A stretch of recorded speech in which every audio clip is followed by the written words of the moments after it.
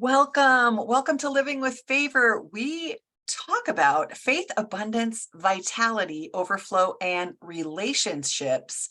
We're here to inspire and encourage the entrepreneurial spirit in you. And the promise of this show is to introduce you to my expert guests who will help you uncover the secrets of living with favor and growing your business. It's all about growing our business. I'm your host, Lisa Mosby, and I want to say thank you for tuning in and letting me and my guests share a bit of advice every week.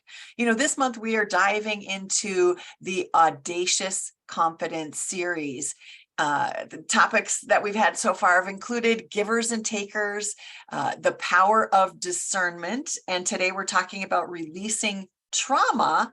Next week, we'll be diving into training your brain towards positive expectancy. And I'm doing all of this every single week for the whole month of October with my expert guest, Jackie Simmons. Jackie is a stress management consultant. She's a founding mentor of the Givers University, and she also co-founded the Teen Suicide Hotline. Her mission is really to increase the optimism, hope, and prosperity of the planet. So I'm excited to introduce to you my expert guest this week, Jackie Simmons. Jackie, thank you so much for being here with me again, week 3. Oh, I am so excited. And I do want to give a slight tweak to my intro. Okay. And the reason is because the word hotline means intervention. And you said Teen Suicide Prevention Hotline. And so we're not intervention specialists. We do the pure prevention. We do the fun part. Okay. Before you think they're in trouble. So we're the Teen Suicide Prevention Society. Got ya. Society. So just wanted to say that. Yeah. And cool. I am so excited about this topic. And so there are some definitions we're going to dive into. But what is it about living with favor that had you decide that you wanted to do Audacious Confidence? Because I want to make sure that we tie this together for people. Oh, sure. Living with favor, it's those 5, it's an acronym for me that I've used over the last 40 years in business. And so part of being successful in business is confidence. And so how do we uncover those pieces, those 5 pieces: faith, abundance, vitality, overflow, and relationships? How do we have confidence in those 5 areas? And so that's why I wanted to do Audacious Confidence. And these pieces that we're talking about under confidence, givers versus takers, that helps us in our relationships and clarifying who we need to be working with. Discernment, again, who do we want to work with? Are these products or services that we want to represent? How do we discern opportunities that show up within our business? And then this week, releasing trauma. I'm going to let you go get into that. But next week, training the brain for a positive expectancy. As entrepreneurs, we need to work on that every single day because we can get pulled down. We're dealing with a world of no's in business, especially if we are on the front line doing sales. We need to check off those no's to get to the yeses. So every topic that we've chosen this month, really, I feel is linked to, and it's uncovering some of the secrets of living with favor. Well, you have hit the nail on the head. That's why I'm so glad I asked that. Yeah. When it comes to releasing trauma and when it comes to abundance, and especially being an entrepreneur, let's talk about what trauma really is. Because there's capital T trauma. We're talking you've been in an accident or you've had a life event that's really painful. That's capital T trauma. But then there's lowercase t trauma. And this in entrepreneurialism often wraps itself around that word sales. So we're going to unpack sales. We're going to release all the trauma around it, but we're going to do it in a way that doesn't just release it, it resolves it for people. And first, let's talk about the difference between the two. Yeah. If I release some extra weight, it can come back. And this is my challenge with the whole coaching industry right now, and especially the business coaching industry. When they talk about releasing your blocks to abundance. You're releasing your blocks to sales. You're releasing. The challenge with releasing is, guess what? You don't have any control about whether or not it comes back. Yeah. Because I can release a fish. That doesn't mean that fish isn't going to swim back and jump back in my bucket. It could happen, right? We don't have control. When we resolve the cause of something, then it doesn't come back. And that's why trauma resolution is what I'm known for. Not releasing trauma, not releasing mental and emotional blocks, but actually resolving them. It's permanent. I like permanent. I don't like to keep doing the same thing over and over again. I call that a definition of insanity. Insanity. Yeah. And I did that for decades. And now I understand the difference. So when it comes to what most people do, let's give you a system. Let's have you do your sales by doing this many phone calls or this many of this. And let's give you I love systems. However, if I give you a system that triggers your lowercase t trauma, we call it post-traumatic sales disorder. If I trigger your lowercase t trauma around sales, and sometimes that's a pretty big topic for people, then you're not going to be able to fight your subconscious mind for very long. Willpower will get you going for about a day, maybe a week. And then your subconscious mind is going to say, this is painful, because you're flooding your body with chemicals of stress every single time you do something that triggers that lowercase t trauma or even your capital T trauma. So resolving is better. So let's resolve some trauma around money and around sales and around abundance, because this will set us up for next week when we talk about optimistic. Yeah. And living in a more optimistic way, having optimistic expectancy. So let's get the setup. The setup is, what is the ground floor for resolving trauma around sales? And wait, abundance? I'm going to back you up just one little bit. Yeah. What are the signs that indicate someone is carrying trauma? Before we get into resolving it, can you give us a little bit of information on the signs that somebody might be carrying? How would we know? If you're an entrepreneur and you're in front of your computer and you know that the next steps for you to take is to write sales copy and make sales calls, to actually pick up the phone or send emails, and you're staring out the window, staring at a blank computer screen, or in my case, laundry, out of my office, laundry. One of my mentors found himself at Starbucks for the 4th time that day. Any abundant avoidant behavior. That's what I classify all of these. Oh, I'm checking my social media first because there may be something over there that I could put in my email. Any abundance avoiding behaviors. So procrastination, overwhelm, feeling frustrated. These are all signs of the fact that you might have some post-traumatic sales disorder going on. Yeah. And then the obvious question is, how does this affect somebody's day-to-day life? And I know that's going to be different for different people, but before we jump into resolution, let's give a little bit of insight into that. There's a trickle-down effect that happens when we carry this stuff around, whether we know we're even carrying it. It's living in our brain, it's living in our thoughts and our behaviors. It's affecting our day-to-day life. What are some of the things, some of the ways that this could show up in your day-to-day life? Besides, I heard you say avoidance was a big one. Avoidant behaviors. It's about behavior. Okay, how can this show up? Look at your results. If you want to see whether or not you have the symptoms, whether or not you might be dealing with the challenge of trauma in any area of your life, whether it's because of a sales conversation, which is what we're going to be talking about a little bit, or whether it's because of an event in your life that was happening too fast, it was too confusing, it was too intense, or it was too painful to stay emotionally present for. That leaves behind mental and emotional debris, what we call mental and emotional trash.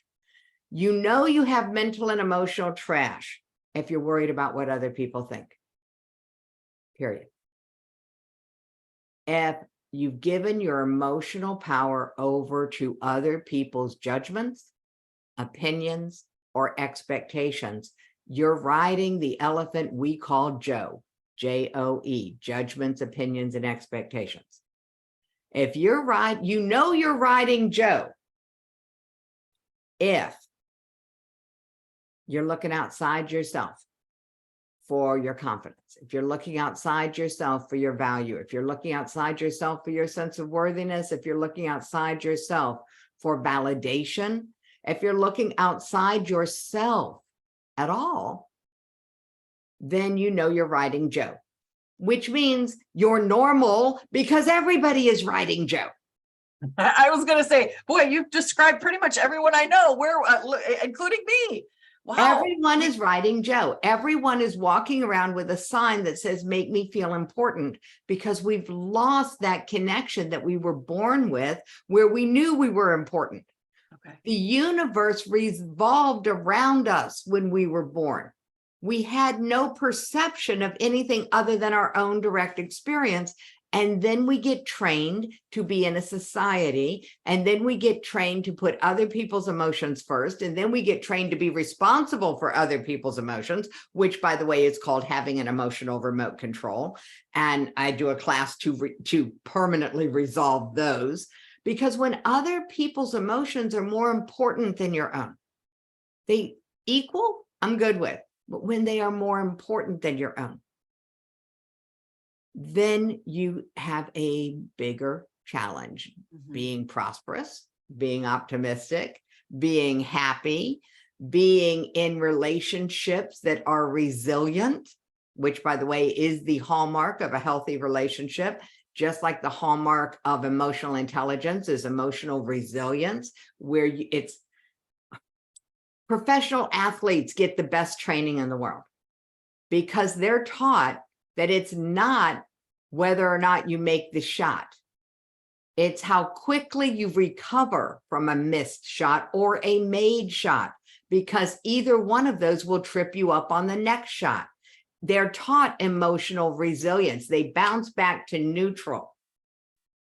Rudyard Kipling wrote a great poem called If you can keep your head when all about you are losing theirs and blaming it on you. This speaking to emotional resilience. My favorite line of the poem is, when you can meet with triumph and disaster and treat those two imposters just the same. They're not happening now. Even if they just occurred a second ago, they are no longer happening now. And so what the symptom of, when you have resolved your trauma and you have permanently taken out the mental and emotional trash from your head, the sign of that is that you're able to stay present. You're able to stay present to your parents. You're able to stay present to your prospects. You're able to stay present in your role as a parent. So the power of being present. Because when you're present and you sit down to write emails or make sales calls, you just pick up the phone and dial. Because you're not worried. You're not forecasting that they're going to say no. You're curious about how the call is going to go. So I'm going to say that again for people. You're not worried about how the call is going to go, whether or not they will say no. You're actually curious about how the call will go. We spend so much time being worried about a possible negative reaction, and worry is, you want to talk about confidence? You want to know what worry is? Worry is being confident in a negative outcome. Yes. That's all worry is. What if you decided to be confident in a positive outcome, and then you realize that's not possible because you got too many bags of mental and emotional trash? So when I talk today, we're going to talk about PTSD, but it's not post-traumatic anything. Okay, it's going to be post-trash around sales.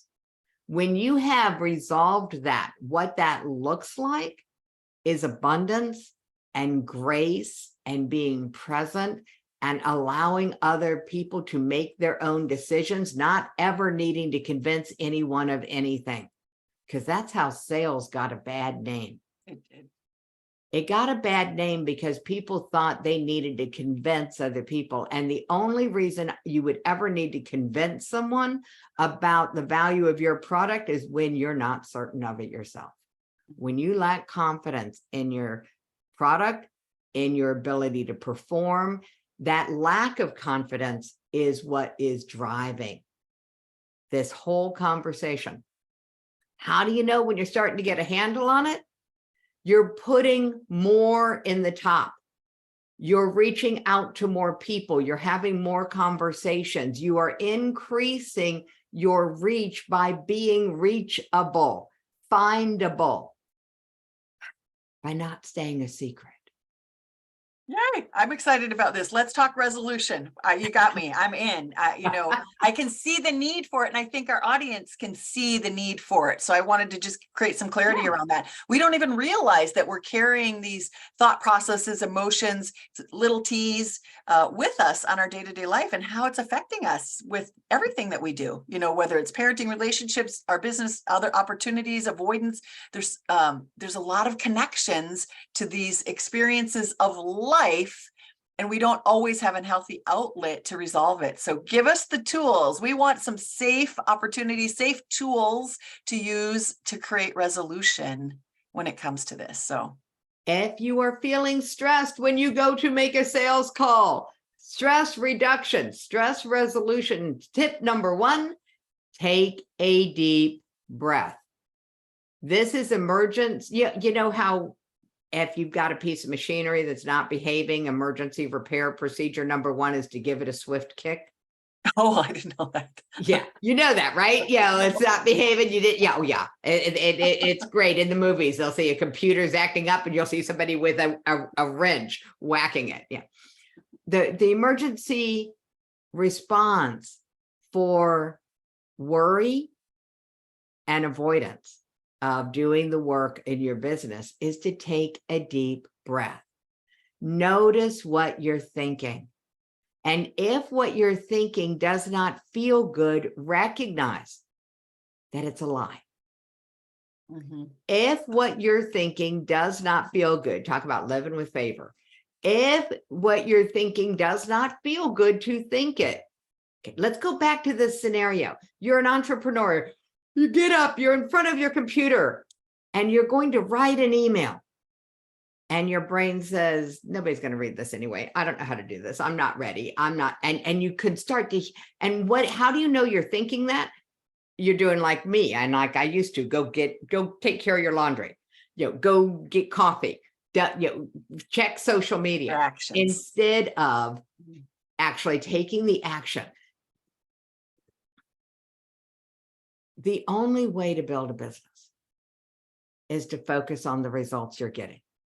And the only reason to focus on the results is not so that you can beat yourself up because your bank account isn't growing the way you think your bank account should grow, which is what most people do. The purpose of results is because that just informs you of the effectiveness of your behaviors. That's it.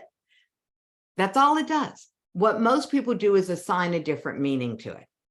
So when somebody has this experience of sitting down to write an email and they're not getting it done, they can peel that back and go, what am I feeling?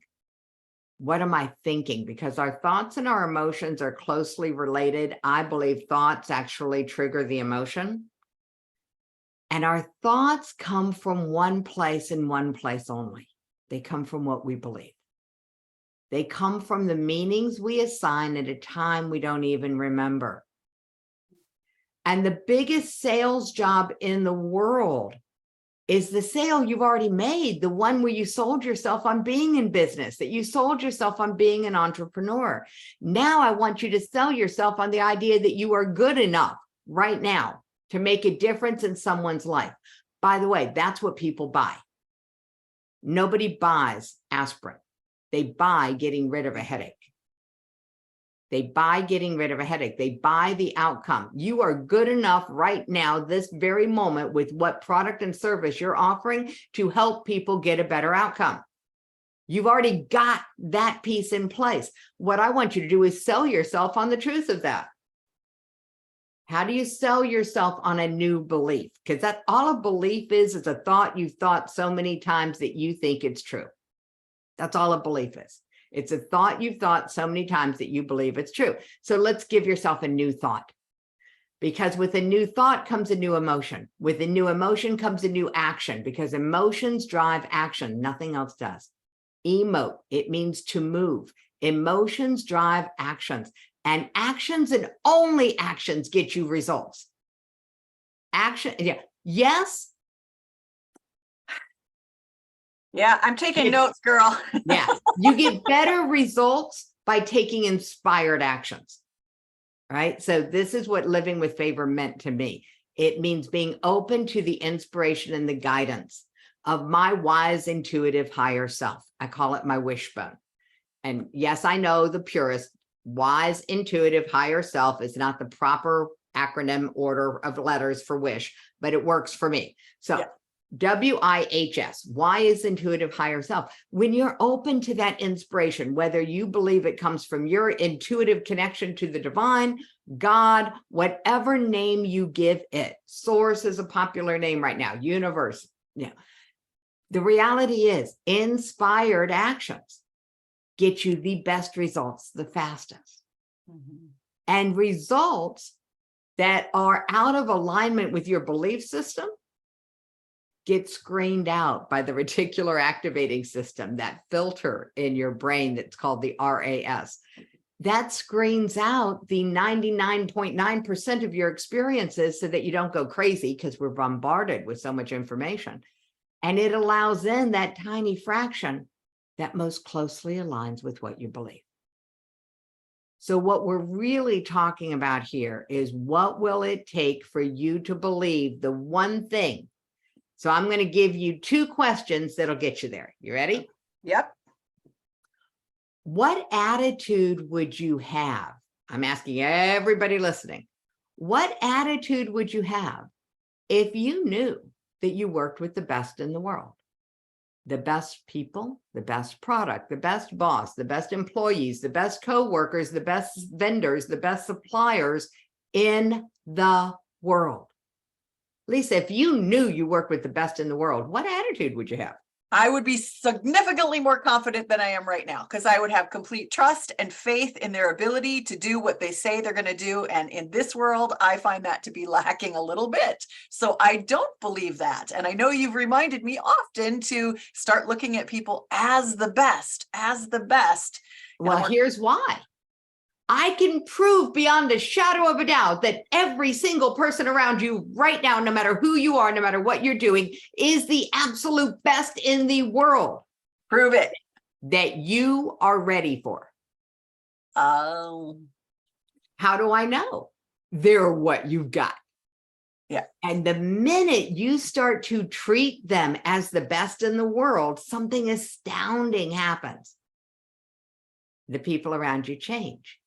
They either step up into this new vision and version you have of them, or they step out and make room for what you're ready for. What are you ready for? Something better, someone more trustworthy, a better product, a better opportunity for yourself, a better partnership. How do we know you're ready for something better?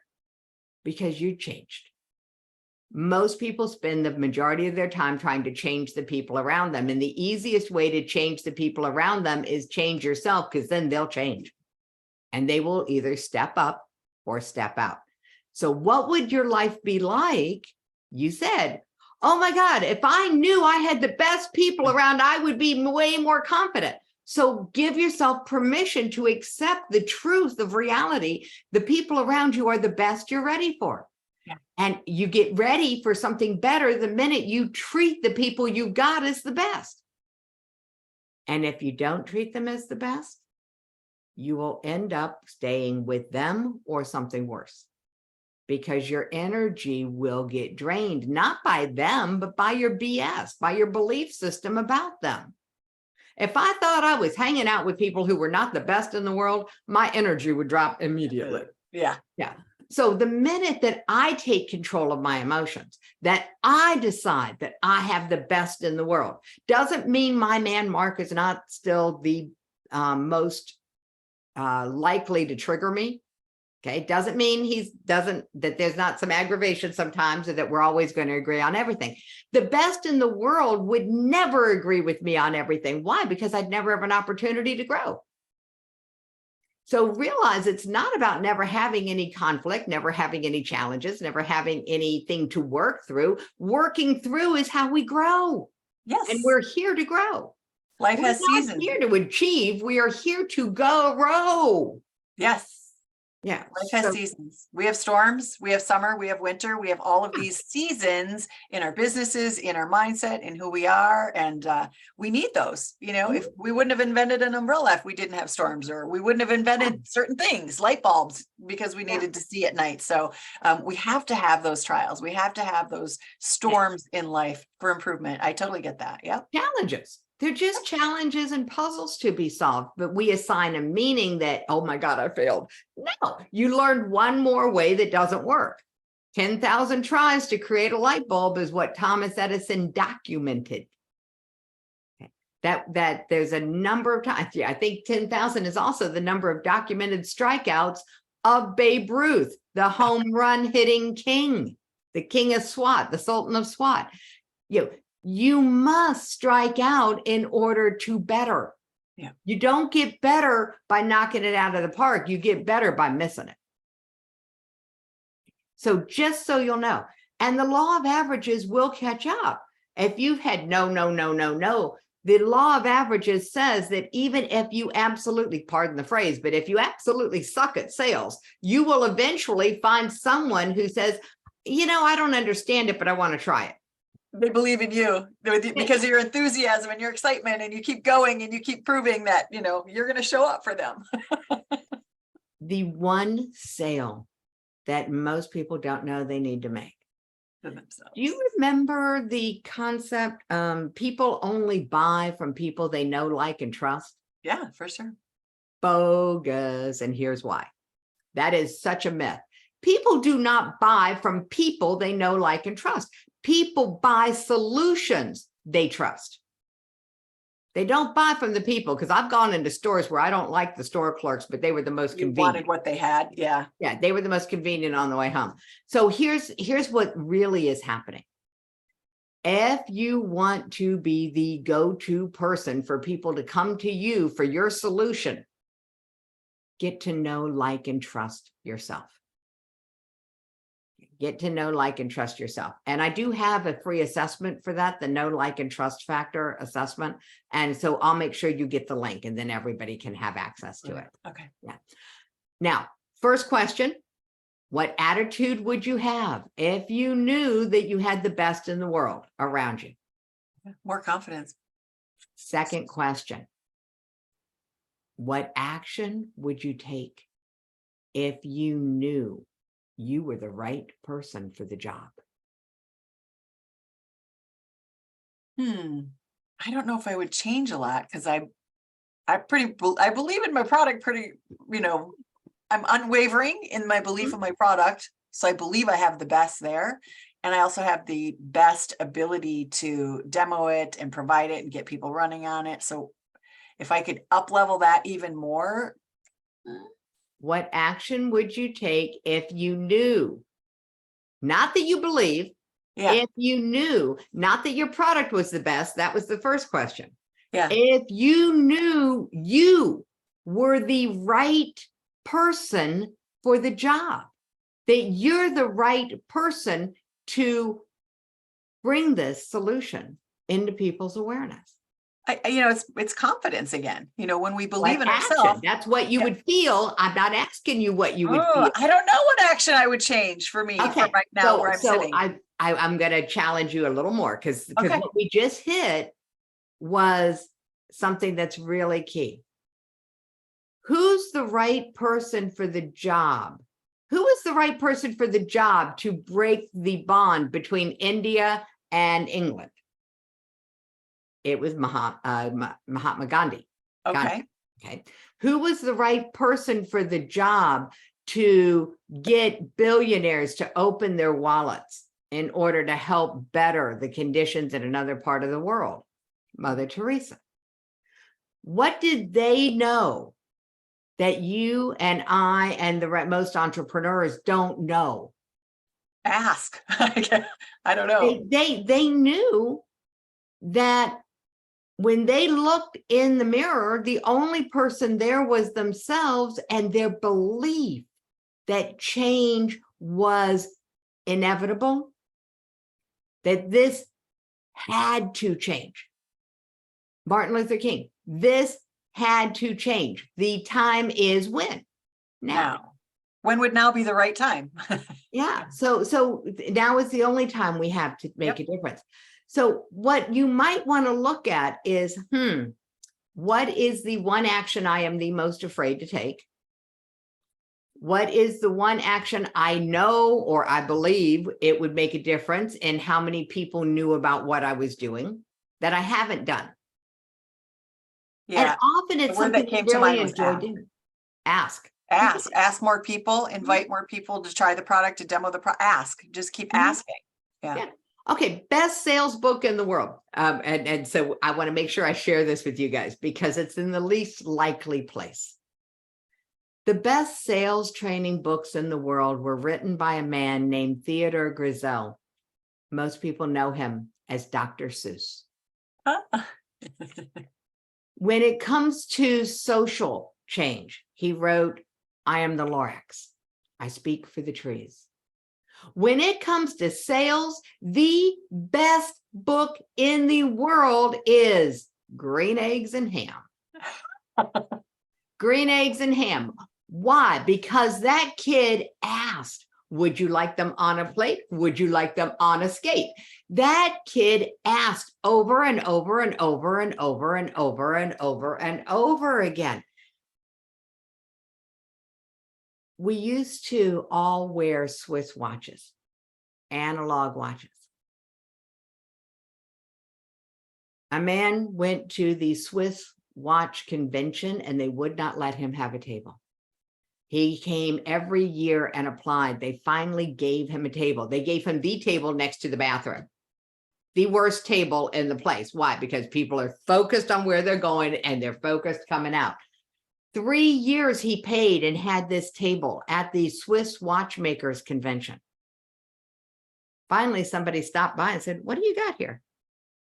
And he showed them the first ever digital watch made by a company named Seiko.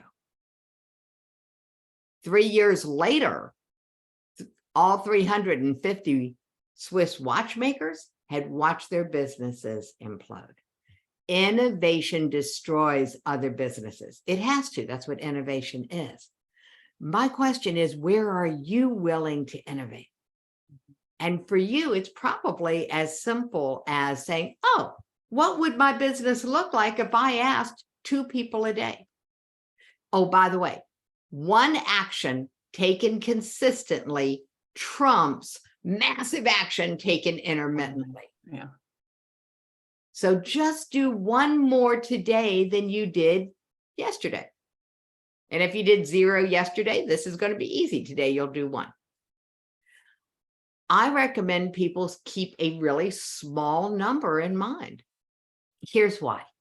Historically speaking, strategically thinking on ratios, if you ask 4 people to have a phone call with you, which is the most effective way to market anything, still, especially if you have a system that helps them wear that sign, make me feel important, that helps them see how important they are in their world and to you, and how solving their problem that you are most uniquely designed to solve will help them have a bigger influence in the world, help them be even more important. When you can help someone be more important in the world, now you are helping solve the problems of the world. Because most of us are walking around not feeling very important. And the person who helps us feel important will have our attention. Mm-hmm. Mary Kay Ash proved that over and over and over again. And what I'd love for everyone to just take away from this conversation is that if you want to resolve your post-traumatic sales disorder, it's really a trust challenge. It's a trust challenge. Trust yourself to change your attitude. What attitude would I have if I knew I was the best in the world? If I knew not I was the best, but I was surrounded by the best. Now it's not about me. What attitude would I have if I believed that I worked with the best in the world? The best providers, the best clients, the best partners, the best VAs, the best Facebook ad writers, the best. Whatever it is you're doing, what attitude would you have if you believed you worked with the best in the world? And then what action would you take? What is the one action you would do more consistently if you knew you were the right person for the job? And sometimes we're the right people for the job just because nobody else is doing it. That's a good enough reason. What if that was a good enough reason? I think this is a good idea. I feel inspired by it. And if I feel inspired by it, I'm the right person for the job. And by the way, if what you're doing, you don't feel inspired by, go back to question 1, because you don't have a sales problem. You got an attitude problem. Oh, and by the way, when people talk about mindset, they're talking about attitude. Yep. Just a new word. Yeah, new buzzword is mindset. So I'm a mindset magician. What does that mean? I'm an attitude adjuster. Yeah. So whichever language you like better, go for it. Apply it to me. I'm good. Because I don't care what people call me. I care that people trust themselves a little more each day. And so we'll be moving into that direction as far as trust. A little more every conversation. Yeah, I better add that one to the list. I wrote down, I always write down my hot buttons, my hot words that show up, things that's like, oh, I want to make sure that landed today. Resolution instead of releasing, let's resolve it. Why would we release the fish when the fish is, could potentially grab the worm again and come back? Let's just resolve it and move on. Resilience. We need to be resilient in our mindset, resilient in our abilities. Being able to come back. Ball players have the best training because they can respond and be resilient, whether it's a lost shot, a missed shot, or a shot that they made. There's no celebration till the game is over. There's a next shot opportunity coming. I love that. Worry. I can't remember what you said about worry, but I wrote it down. It was worry is just, finish the sentence. Worry is being confident in a negative outcome. Confident in a negative outcome. That's how you know you've got a mindset or an attitude to adjust. If you're worried about anything, guess what that means? It means you're confident in losing. You're confident in failing. You're confident it's not going to work out right. You're confident in all of those things that are not serving you. Yes. And then focus on results. Those two, I put them together. I was like, what does worry have to do with results? Because if we're worrying, we cannot be confident in our results. We cannot be confident in the outcome that we're going to create by being surrounded by people who are the best. Emotions drive actions, and surrounding yourself with the best. The best are around you because that's what you're ready for in life. Dr. Seuss is the best. What was that? You already have the best. How do we know? It's what you're ready for. We know that's what you're ready for because that's what you have. That's what you're surrounded with. Exactly. Dr. Seuss is the best sales trainer. Never stop in innovating and be consistent. Even if all you can do is one small action, it's the consistency of doing that action that's going to cause success. May take time because things often do, but when we're consistent with small, simple steps, we're actually going to move the mountain. The best line in the world on that topic. Mother Teresa. We can do no great things. So many people are out there trying to start movements. And she's like, no, we can do no great things. We can only do small things with great love. Oh, very nice. So focus there. And when you focus on results, remember that if you want different results, there's only one way to get a different result. Take a different action. Oh, I could have said that with you. You did. It was great. We didn't even plan that. There's only one way to consistently take a different action. Experience a different emotion about it. Decide that it's going to work out well. It's about that decision. And I'm blurring, I think, so I'm going to fix that. So decide that it's going to work out well. Make that decision. That's how you get a new emotion, is by having a new thought. And new thoughts are easier once you have control of your BS, control of your belief system. Yeah. And if you're thinking a thought that doesn't feel good, that means you believe something that's not true. I'm going to say that again. If you notice your emotions, you don't feel good, figure out what that thought is. If you're thinking a thought that does not feel good, it by definition is not true. The person who says, I don't fit in. Is it possible for you to be somewhere other than where you're supposed to be? No. How do we know? It's where you are is where you're supposed to be. If you can't be someplace you're not supposed to be, then it's not possible That you don't fit for in. you to be in a place you don't belong. Yeah.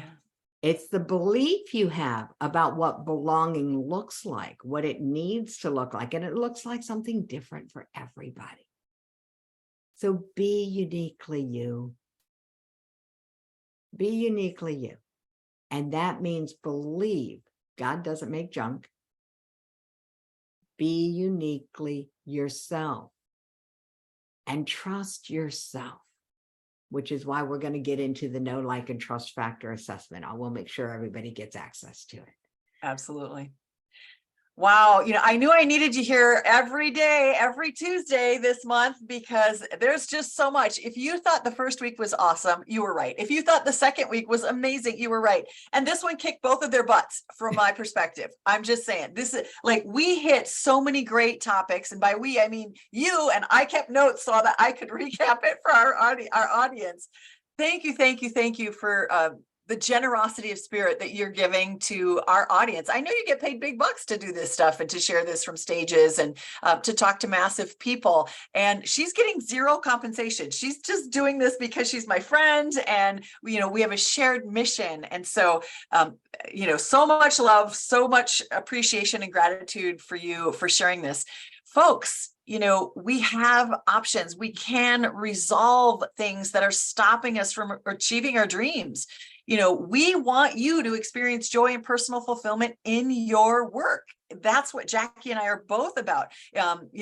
Her mission, again, I go back to that. She wants to bring hope to the world. She wants to bring change to the world. We are so in alignment with that. So I hope you actually go back and listen to this episode a second time. There's so many things in here. The first time through it, it's a lot. It's a lot of information to take. Grab a piece of paper and a pen and just write down those buzzwords like I did. Recap it for yourself. How does this fit in? Are there steps or action steps that I can take today to shift the success of my business and where I'm going?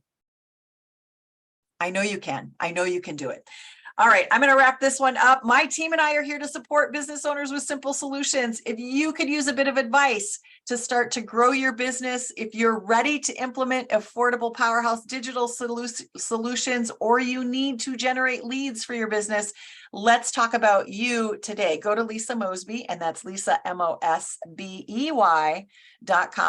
and click book it and schedule some time for us. We'll spend 30 minutes just talking about you, your business, and how I can support you in achieving your goals this year.